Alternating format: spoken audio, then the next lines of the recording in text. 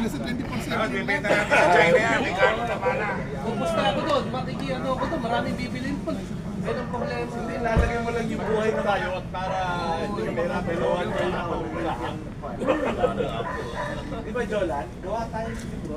Interview tayo ng 10 tao na umabot ng 80 na ganyan pang buhay. Kasi sa totoo lang yung sinasabi ng doktor, di mo ginagawa. Mabubuhay ng ganun katagal. Hindi mo masinusunod yung mga. Makain ka naman ng baboy, di ba? Umiinom ka na pa. Para marupin natin. Nagpupuyat ka na. Para matira natin yung malintik na doktor na yan, pinaglulong lang tayo sa net. Alam nyo, tatay, dapat Ba't buhay ka pa? Oo, alas 8. Alam mo, Inen, ako, 10 o'clock nakatulog ko. Pero, alam mo, 10 taon, magandang libro yung Jolan. Para ma-prove lang na hit and miss din. Gawa ka ng 50 na tao na i-interview, baka may picture.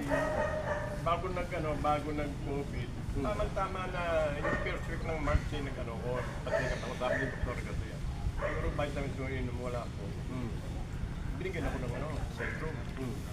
Kasi, tuloy-tuloy yung Centrum ko, pero siguro mahigit ng 1 month. Nakalimutan ko na.